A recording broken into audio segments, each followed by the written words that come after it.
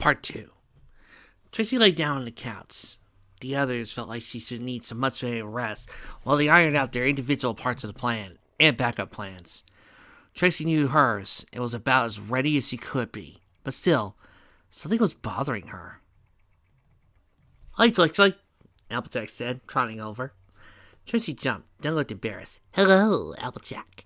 Trixie is sorry. She thought you were talking with the others," she replied, settling down. "Nah, I got the easy part. The others are all getting everything in order," Applejack said. Then she looked serious. "Trixie, are you sure you're ready for this?" Trixie nodded. "Yes. Trixie just wants this nightmare to be over." Applejack nodded, giving her a comforting smile. "I know, Trixie. Was that mayor's done to you? No point should ever have to live through." Trixie gave the orange surf point a grateful smile. "Thank you, Applejack. You're a good friend," she replied, then looked a little guilty. Applejack put a hoof on her shoulder.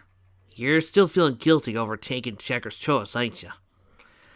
Trixie nodded slowly. "Trixie thought she was protecting you all. All she did was make you seven even more vulnerable than ever. And she should have known better. Half the demons you seven helped her exercise were caused by Checker's lying. How could Trixie have not seen this coming?" "Circle Q, what kind of situation were you in at the time?" Earpoint asked, sympathy in her tone. "Trixie was suddenly alone, in a dark cave, faced with the fact that her sister was a madmare out to destroy her once and for all, and her friends, who had the few points she considered close to a friend as a filly working for her," Trixie explained, giving a shudder to memory. "So you were alone in a scary place, came face to face with a nasty thing you didn't want to face, and then after all that giving you a choice you didn't want to make, you couldn't come up with a way out." Trixie nodded with a sigh. "Yes, that's exactly it." "Trixie, we all know what that's like. Well, except for Rarity and Flash, that kind of. Well, they got their own bacons out of it," Applejack replied, giving an understanding smile. Trixie blinked. "What?" "Discord did the same thing to us. Lured us into a maze after smoking the horse samples out of us, then separated us. We were all alone in a spooky headspace, and he made each of us face something we didn't want to face, and ended up tricking us into thinking things were far from the truth," Applejack replied, a bit of pain making its way onto her face. "When all the truth does is make your heart ache, sometimes a lie is easier to take." Trixie blinked, a little unnerved, seeing strong-willed Applejack clearly hurting. She knew what Discord had done to her. It was a little soggy to see someone so strong-willed still carrying scars. "He made me think our friendship was going to fall apart, and that telling lies were kinder than telling the truth. That'd be the right thing to do, to lie to my friends about what I saw, and I believed him. Because I was alone, scared, and just got hit with something that really hurt the face. If I hadn't listened and told Twilight, maybe we'd figured out his game. I made the wrong choice, and well, my brain froze me. Well, even before that, I started to buy into the poison apples he was peddling," AJ admitted, giving a shudder to memory. "The point is, varmints like Discord and Checker put their victims in situations like that so they make the wrong choice because they're scared, hurt, and confused. They set it up so you can't see the right choice, even staring you in the face. I never even thought the Fizz and Discord showed me was a big fat lie, and because of that, I ended up making it the truth." Trixie blinked, thinking of her. "But that doesn't change the fact that Trixie made the wrong choice. You took her bite, but that doesn't change how much it hurt to get the hook in the jaw. Trixie, what I'm trying to say is this. Don't beat yourself up over making the best choice you thought you could make. You were in a position where no point alive can blame you for making it." The farmer said with a serious expression. She then softened. "Trixie, you thought sacrificing yourself to save your friends was the best choice you could make. It wasn't the right one, but it says a lot about you when that was your choice." Trixie gave it thought, just slowly nodded, giving a smile. "Thank you, Applejack. Trixie needed that. You're a good friend." Applejack smiled. "I the others would have done the same thing." Trixie nodded. "Yes, and Trixie hoped she would too if it came to it," she said, before once more looking a little uneasy. "Applejack, Trixie's been wondering something. Was Trixie really as bad as she thinks he was? Applejack blinked. Why are you asking Molly that? Trixie looked at her seriously. Because you are horrible at lying, and the others were here. They might lie to make Trixie feel better. Trixie wants the honest truth. Applejack rubbed her head. I'll get it. You really want to know? Trixie nodded. Yes. Well, you weren't bad, just kind of a jerk. It wasn't you putting on a show. It was how you wrote how great and powerful you were in every pony's face. You got a kick out humiliating them. I could defend yourself against the crowd sometimes, but then there was humiliating ponies just for asking you to back up your claims. That went too far. And now you're a completely different mayor. The old Trixie would never have laughed with Plaky when she took the spotlight from her. She wouldn't have sacrificed her new life for her friends. Earlier today, you actually seemed happy for the first time since I saw you. Not pretending you're happy, but really happy. I saw you like that. It's like I was in a completely different universe. Again. You taste that much. For the bear, I say. Trixie smiled. Thank you, Applejack. That means a lot. Wait, again. Applejack sighed. Long story short, Twilight messed up a spell, and we all ended up in a gender-flipped universe and made ourselves as stallions. Trixie blinked. Trixie sees. You seven have strange lives.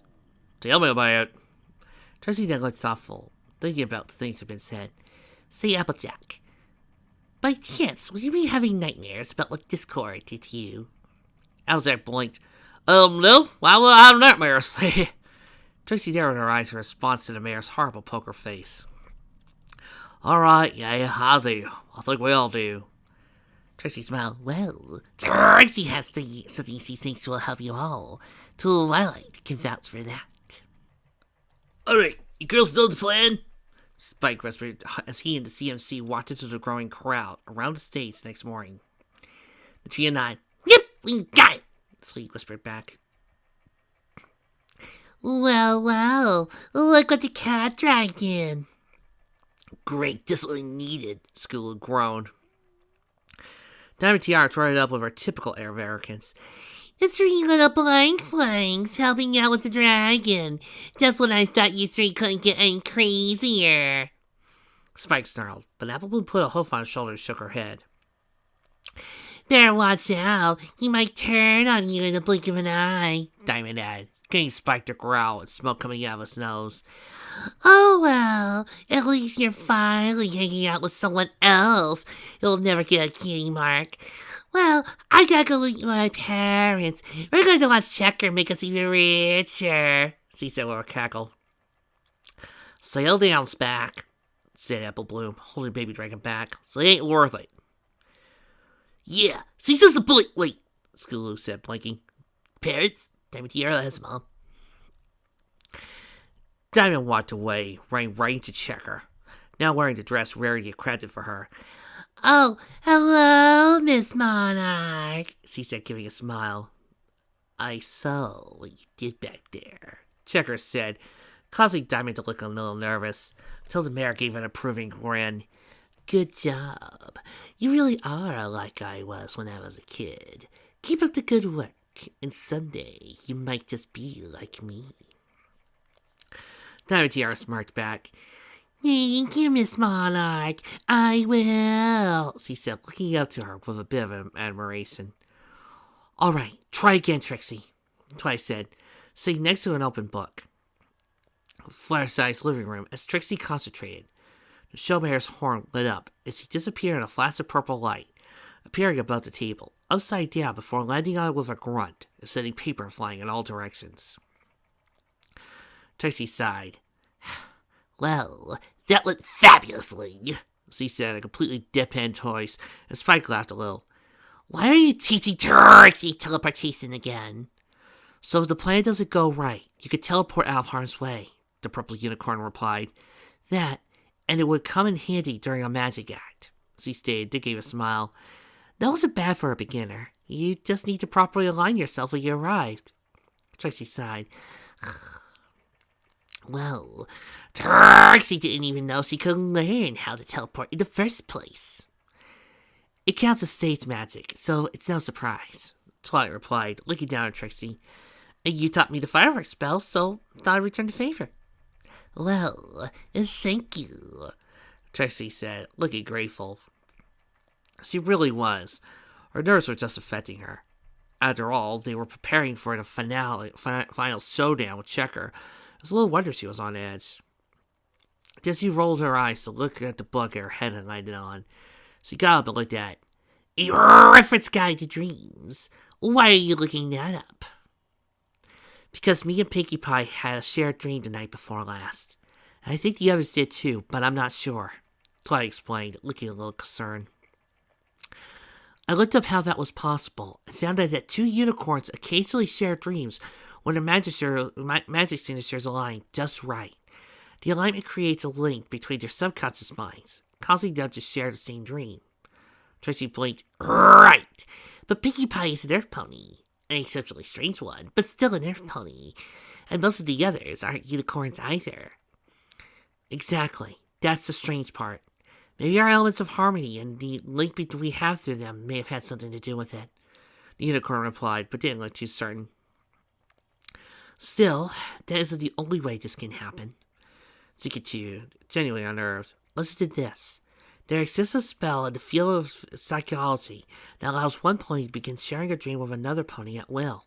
This dream infiltration spell works on the same principle as normal shared dreaming, linking the two subconscious minds, but can be used on any type of sentient being. If abused, the spell could be used for nefarious purposes. For this reason, even using it is outlawed without a psychiatrist's license. She read, sending a chill down Trixie's spine. I can't imagine how someone could abuse this spell. Yeah, especially to do your grandmother's trick. Normally, the pony using it is reduced to a dreamlike state and experiences it in their own dream. With that trick, they could take control of someone else's dream. Truth be told, Twilight feared some pony might already be doing that. She was observant enough to recognize Checker's eyes met associates in her dream. Still, she had no proof, and Trixie was already nervous as it was.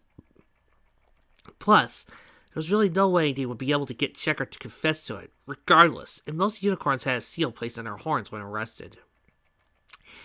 Take control of someone else's dream, Trixie repeated, thinking. It was quite honestly a terrifying thought. Come on, we need to get ready. Trixie jumped down and staggered a bit. Trixie guesses she's still a little weak from her ordeal. Then I'll handle the teleporting, okay? Asked the purple mare, getting a smile from Trixie.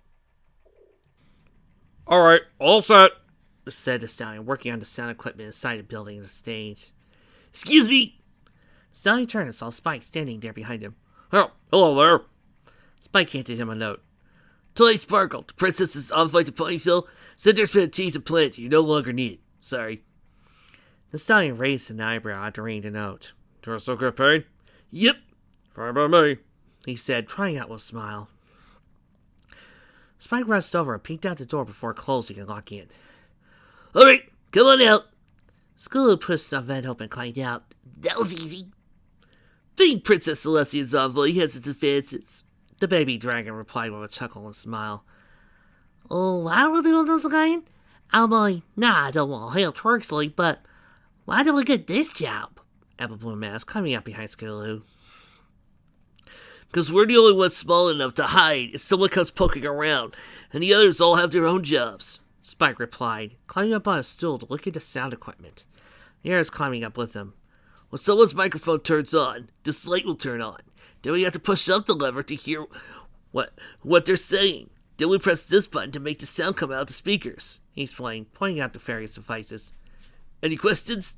Yeah, Sleepbell said, coming out of the vent and putting a bucket of tree sap and pillow at her. Why does Scootaloo have us bring a bucket of tree sap and a feather pillow? In case we need a booby trap. Came in handy last time. Sleepbell rolled her eyes and climbed up on her stool. All right, said Pinkie Pie, taking the microphone on Checker and turning it on. Several sat on a table nearby. Spares. You just talk at this little thingy will make sure everybody hears you, got it?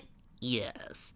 I'm quite sure of how a microphone works, Checker replied, rolling her eyes at the hyper pony. By the way, Thank you for being super duper nice to Trixie and giving her a job. That's so nice of you. Checkers chuckled. Well, I am a nice pony. Now run along, Pinkie Pie, she said, watching the pony hop away and giving a demented chuckle to herself. Hook, line, and sinker, she commented, at the apparent success of her deception the night before. She then turned to a full-size poster of herself with Monarch ink printed on it, in big bold letters. Nicely done, Helping Hoof. Who painted this? She asked, looking over with vanilla-like eyes. It says Paradurby, sir. He's a good artist, I hear, Helping Hoof replied, trying to not look as scared as he really was in public. He knew as he found out about his betrayal, there was no telling what she'd do to him, or for that matter, the ponies who now knew the truth, and the pink pony. Was she telling the truth? Had he believed the note? Well, he hadn't. The thought nearly crushed him. I was smart to hire whoever hired him. Diamond Tiara stood next to her parents in the crowd. Her mother had a purple-pink coat and a purple mane with white stripes. Her cutie mark was a golden tiara, which matched the one she was wearing. She generally looked pretty free-spirited. Diamond leaned against her mother. Mom, I'm glad we spent the day together, she said, giving an honest, genuine smile. The bear looked down at her daughter with a warm smile and nuzzled her. I am too, Princess. I'm sorry we haven't been able to spend time together like we used to. I just had a tiny nervous breakdown is all. But everything is better now. I know not to overwork myself like that again. Diamond gradually returned her mother's nuzzle, then looked back to the stage. She saw Silver Spoon standing nearby with her parents and waved. Rarity, dressed in one of her custom dresses, sat down next to the female pony in business wear. So, y'all one of the investors? Yes, said the bear in a rather snooty voice. Well, I think that's a wonderful decision. Ponyville needs the business, said Rarity. After all, what better place for them all? That's the idea. And such a brave move, too. I'm sure there were attacks by Nightmare Moon and Discord and dragons. When the migration path, by the way, Cerebus, and nearly got eaten by parasites. Oh, and here's a minor attack. And of course it's on the outskirts of a master-infested forest of death. But I'm sure it all evens out in the end. The investor looked positively shocked. I didn't know all that. Oh, I'm sure it'll be okay. After all, I work out of Ponyville and am successful Foster Desire. The investor gave a sigh of relief. I've only been emotionally broken by Discord, attacked by a manticore, kidnapped by a giant rampaging dragon, had my shop eaten up by parasites, been kidnapped by diamond dogs, had my diary printed in a newspaper by a bunch of fillies. This year, the Foster Desire explained. The investor gulped. I see. Well, it is a scary place sometimes, said Rarity. Then a thought occurred to her. One that could make this more than just Plan B. But, you know, that means to be a perfect place for a theater, perhaps. We'll add a little atmosphere, you know. Scary places are better. In a scary place, and lots of adventures have happened here, lots of atmosphere for stories to be told. We don't have one, unfortunately. Ponies had to go all the way to Manhattan just to enjoy a play. Catalan has only plays during the holidays, and our auditorium is for important events only. A shame, really. The play we had here the day before yesterday was very successful, paid off all the damage inflicted by the minor attack. Applejack pulled on the rope with the curtains as a test, causing Checker and Helping Hoof to cover their ears at the loud squeaking pulleys. What the hell was that? I'm like, those pulleys are certainly noisy. Yep, well, certainly are, Applejack added, completely truthfully. Yes, Monarch! Called Pinkie Pie, hopping over. First, I want to see you talk about the birds. Checker raised an annoyed eyebrow. Coming. So he said, following the Pink Pony house stage, Helping Hoof in tow. After she walked away, Applejack closed the curtains and climbed up on a ladder to oil the pulleys. Now, what is it about birds? Checker asked, looking at Fluttershy from behind sunglasses. I thought you might want to hear the birds. If that's all right. Fluttershy replied timidly, hiding behind her mane. Show me. Fluttershy fluttered over to her birds and began leading them in an orchestra commander. Applejack tested the curtains again, was now barely made any noise, for when Pinkie Pie stood, to get and be heard all over the birds, was he stood nearby and gave a nod. So he peeked out and looked up carefully, seeing Rainbow Dash and Derpy moving the presently calm storm clouds in such a way that light didn't shine directly on the stage through the curtain when they were open. The three nodded subtly to one another and snuck off. You're in the string, Twilight, Pinkie replied to Twilight, who hid in a bush nearby with Trixie. the Diamond Dogs. Asked Trixie carefully, not poking her head out. He's taking care of them as we speak, Pinkie Pie continued. Twilight nodded. All right. Thank you, Pinkie Pie. Pinkie gave a salute and sunk into a bush, causing Twilight and Trixie to blink as they peeked in and found her gone. Twilight turned to Trixie. You ready, Trixie? as Trixie will ever be. Twilight, called a hushed voice. A white stallion with a blue mane and lighter blue stripes walked over slowly, keeping an eye out. BBBFF! Twilight replied, keeping her voice hushed, but hugging the stallion. Trixie blinked, raising an eyebrow. BBBFF. Big brother, best friend forever. Oh. Twilight smiled, but kept an eye out for anyone who might throw a wrench in the works. This is my big brother, Shining Armor. He's the one I sent the letter to last night. Trixie nodded, though looked a little nervous. Trixie is glad to meet you, Shining Armor. Shining Armor gave a smile and nod. Same here. It's good to meet another of Twilight's friends. Trixie nodded. Trixie is pleased to be her friend. Your little sister is one of the kindest mares she has ever met. The captain of the Royal Guard smiled and put a hoof on Twilight's shoulder. I know. Trixie once more looked a little jealous as Twilight smiled back, but shook it off. Not to sound rude, but why exactly did you summon your elder brother, Twilight? Twilight smiled. We needed someone high up in Equestria to see this order for this plan to work. Shining Armor is the captain of the Royal Guard, and now officially a prince since he married Princess Cadence. I called the princesses, but they're all on a diplomatic visit to the Griffin Kingdom today. Trixie's jaw dropped. You called in the captain of the Royal Guard! Twilight hushed Trixie as they looked around. No one had noticed. They gave a smile to Trixie. When it comes to my friends being in trouble, I don't mess around. All right, girls, let's get into positions, Shining Armor said seriously. Then he smiled to his sister. We'll catch up later, he said, trying out carefully. Trixie once more looked jealous, causing Twilight to frown. She didn't need to guess to understand. Trixie, for what it's worth, I might not be your biological sister, but I'm proud you think of me as one. Trixie suddenly felt quite foolish. She didn't say a word, merely hugged Twilight before they commenced the plan. Oh, thanks for the ride, boys, said Helena, stepping out of the chariot, falling over a few bits. She then peeked over the assembled crowd. What's this? She then saw Checker's chariot sitting nearby. Chauffeurs waiting to be needed. Checker? Well, isn't this a surprise? She said, taking a place in the crowd. Both my granddaughters in one place. She said, then looked a little sad. I wonder if Checker is doing all right. Well, she's just being Satan, she muttered, knowing Checker had been headed down the wrong path last time they seen each other.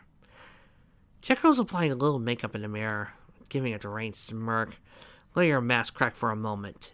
Almost showtime, she stated, turning and walking over to the main backstage area, noticing everyone had cleared out but Helping Hoof, probably to wait for the presentation to start. She peeked out from beside the curtain, seeing the board of directors watching. She smirked and tried back to get ready. Checkmate! Trixie? Helping Hoof asked as he spun around in shock. Checker blinked, turning to see Trixie standing not that far away. Dripping wet and covered in mud, shivering until it looked like she had gone through hay. Her legs quaked and panted heavily. Checker narrowed her eyes.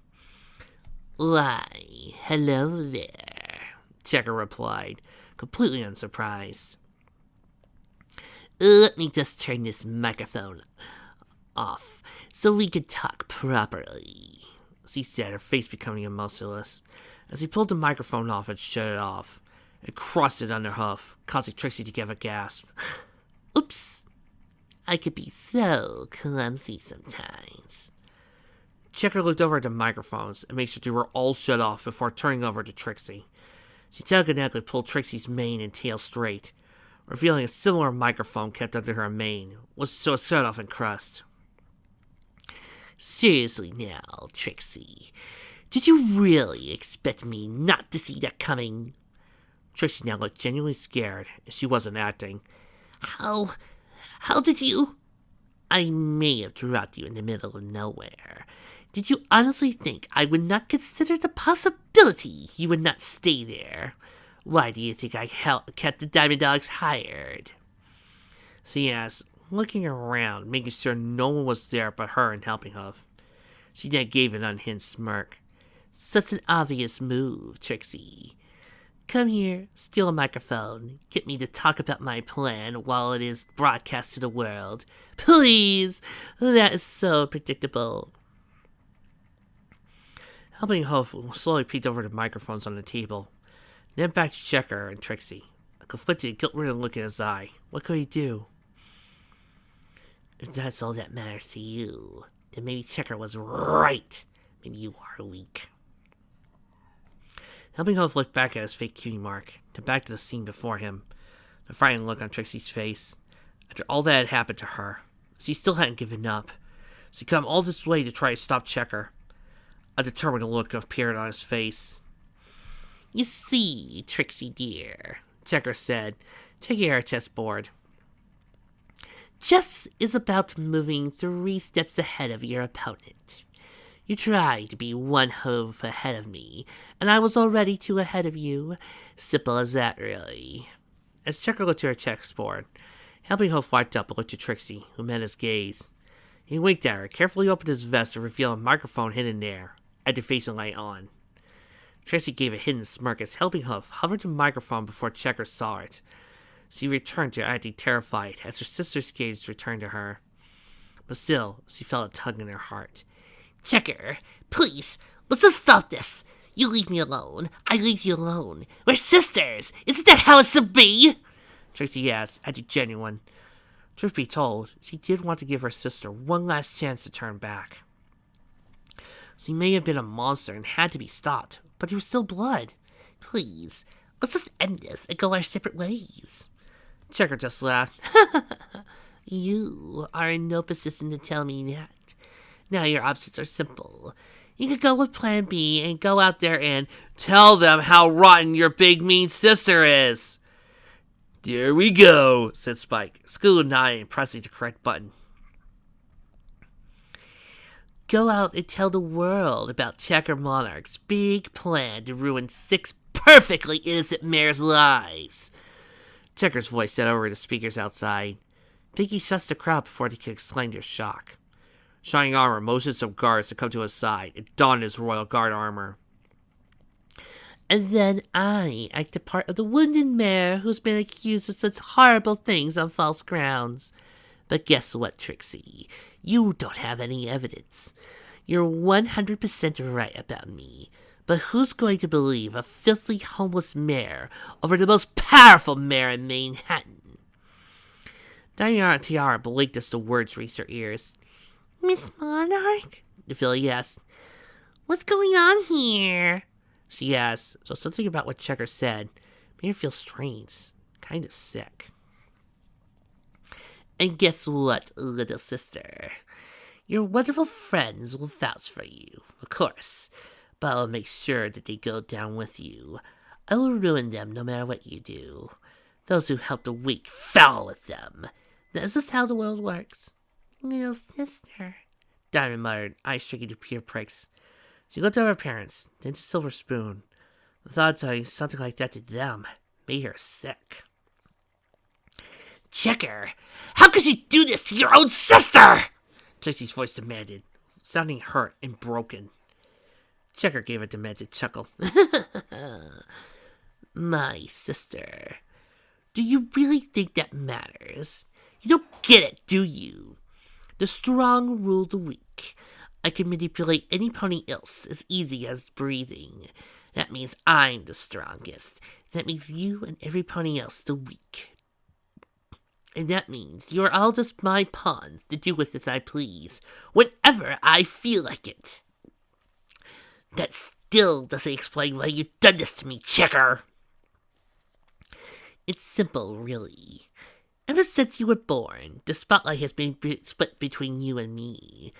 I have always had to share it with you. And guess what, Trixie? I don't share. Diamond listened and suddenly felt like she was going to throw up. A bully? Yes, and proud of it. But she still loved her father and mother, even if she hadn't been there for her all that much recently.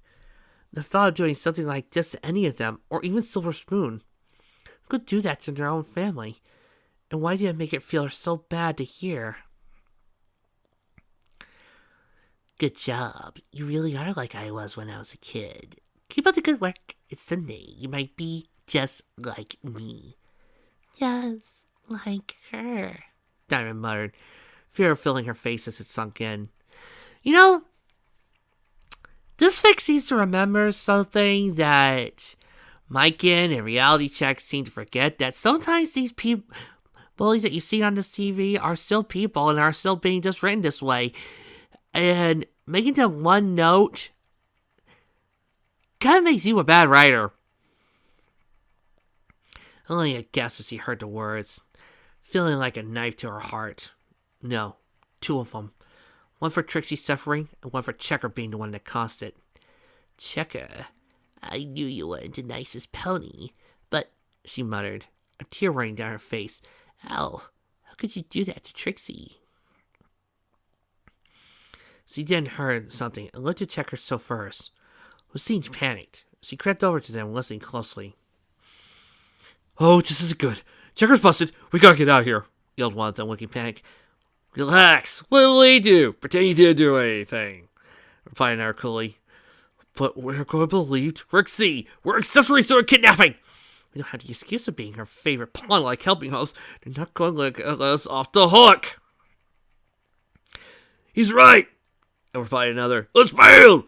He who fights right away lives to fight another day. You aren't going anywhere, Helena stated, trying out to them, glaring right through them. Zero, this old lady. This doesn't have anything to do with you. I'm not an old lady, Helena replied, giving him a glare rivaling the stare's intensity. I'm a grandmother. You just admitted to knowingly hurting my granddaughter. And my friends, Trixie asked, crocodile tears flowing, but not convincing enough. Why are you ruining them? Because they didn't like following my strategy. They decided they weren't going to be little pawns and go according to my plan. No pony was ever supposed to like you. That isn't how I wanted it, Checker yelled, taking off her glasses and glaring at Trixie, who did her best to avoid eye contact, but was forced to look struggle and remain composed. Checker looked away to check if anyone was watching. While she did that, Trixie slowly moved her pieces on the board as she recovered. On Checker's side, Trixie moved a pawn to d4, Trixie's knight moving to f6.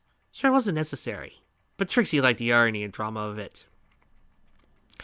I don't care what you want, Checker, Trixie growled. I want to have friends!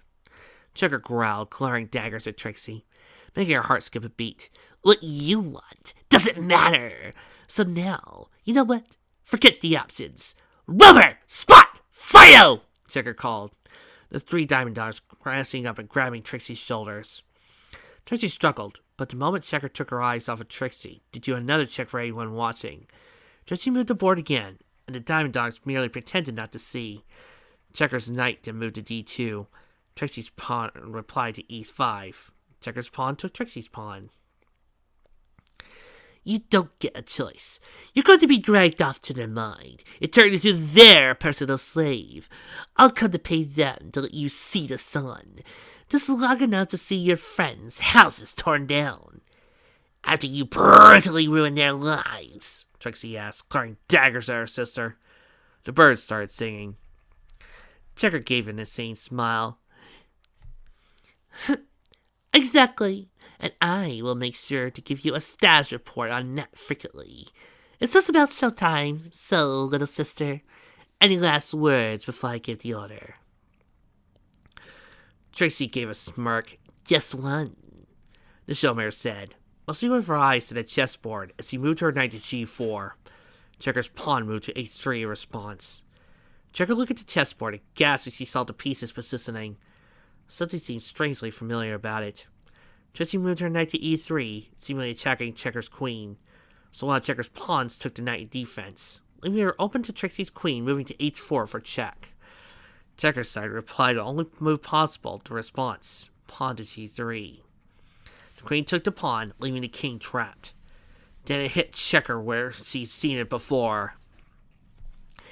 Going after my queen, asked Checker with a chuckle, taking the knight. Trixie smirked to move her queen to h4. Check. Checker's eyes widened. She moved pawn to g3, looking on in disbelief. Trixie's queen took the pawn. Check! Mate! Trixie said with a smirk, horn glowing and a magic costume peeling off, revealing her good as new underneath it, though still soaked. Suddenly a spotlight fell on Checker, causing her to turn to see a hole in the clouds created by Rainbow Dash, laying a pillar of sunlight down on her. The audience staring at her in disgust and shock. Checker could only watch the crowd in complete shock. Eyes as big as dinner plates as booze which sent her way. The board of directors stood up, looked at her in disgust and walked away. Shining armor stepped forwards, flanked by several royal guards, narrowing his eyes at her. Checker took a few trots backwards in disbelief. What? No! Piggy chuckled, walking up the stage. Oh! Here comes my favorite part! She whispered to Rarity, who was watching her. Piggy then mouthed out a big no. No! Checker yelled, before being blinded by camera flashes. Chloe dozed for Featherweight, sitting in the front row. Yep, she's now under arrest for being a phony pony full of baloney. God, I love that joke. She looked at the Diamond Dogs, who released Trixie to glaring air, while Trixie took the water from her coat. What? You're helping them? That's the thing about hide guns, Miss Morlock, Rarity said. She stepped up to the stage, taking off a pair of saddlebags and throwing them to Rover, who checked inside to make them serve full of valuable gems. They're loyal to money, not to the client. But how could you outbid me? The Griffiths have a saying, darling, said the fashionista, giving a smirk. Give a Griffin a fist, feed him for a day. Teach a Griffin to fist, feed him for a lifetime. Or in this case, offer a Diamond Dog a single batch of gems, sate him for a bit. Offer a long-term, mutually beneficial agreement, sate him for a lifetime. Checker. They might not have been observant enough to see you on your model, Trixie said as Twilight, Applejack, Fluttershy, Rainbow Dash joined the group, backing up Trixie, stopping Checker from fleeing. But Trixie finally realized why the location of your new mall seemed familiar once her friends pointed it out. It was right on top of their mind. And Diamond Dogs don't like me, pony, Rover announced, glaring and snarling at Checker. Diamond Dogs quit! Checker slowly opened her chessboard with wide eyes, desperately trying to figure out what went wrong. But I destroyed the microphones. How could you broadcast me? Trixie blinked in confusion. I actually don't know. I didn't even know the microphones got destroyed. Helping Huff stepped forward, walking over to Trixie's side and opening his fist to reveal his microphone. Check backpedaled in surprise, then snarled in fury. But I control you! You can't betray me! Correction. You used to betray me, and I'm sick and tired of it, Helping Huff replied. I'm sick of being under every pony's hose. I'm sick of helping you hurt innocent ponies. You know what else? Checker snarled at a feral mare. You're fired! No, I'm not fired. I quit! Interrupted Helping Huff, glaring at her. He tore off his fake cutie mark and threw it in her face. Helping Huff panted and smiled. That actually felt good. Checker snarled and snorted in rage, leaping at Helping Huff like a tiger going in for the kill, only for Trixie to teleport the two of them out of their path, causing Checker to slam first pace into a storage crate. Twice smiled as Trixie looked to Helping Huff proudly once he got up from landing upside down off the teleport, though she could tell Trixie was a bit out of it for the teleport. Wild gods! Unvest that mare! Ordered Mayor Mare from the audience, looking quite furious off. Shining Armor nodded and approached the guards alongside him. Checker Monarch, you're under arrest. Come quietly and make it easier for yourself. Checker got back to her hooves and looked at her chessboard, startling her rage as she tried to figure out a plan. But it was her turn not to have one to save herself, but another outcome to begin to form. No, not this. This isn't over yet, she muttered to herself, tugging at grass, causing the small box the board was projected to begin to crack. This isn't over, the Mare stated. Her chessboard broke apart even further. Her voice lost all refinement, referring slowly to her more high-pitched tone. This isn't over! Checker yelled, shattering her chessboard completely. Horn glowed brightly, more and more magic pouring into it. Trixie gasped, staggering back. Checker, what are you doing? I'm not losing. I refuse to lose! Checker yelled, pouring more magic into it. A beam of magic shot off her horn, surrounding each of the group for a brief moment before she smirked and began powering up more. Rainbow Dash shook her head, a little disoriented. Ugh, what was that? Twilight shook her head as well. I don't know. It felt like mind magic, she muttered. Then looked at the mare's horn, massive amount of power she was pouring into it. Aghast as she was realizing what was happening. Checker, you're overstressing your horn. Stop it before you hurt yourself. Shining Armor gasped at sight. Twilight, get out of there! He yelled, galloping towards the stage.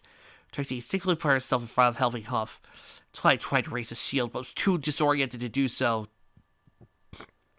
I don't care. If we all lose, then I win! Checker yelled. Completely disarrayed, looked at her face. Here's where the nightmare really starts! She screamed, giving an insane laugh before a massive flash of light went off, and everything went black. You know, I do have two other verses of the next chapter, but I just had a realization. I love the final chapter of the story so much that I'm going to do a third one with a new microphone with my new friend.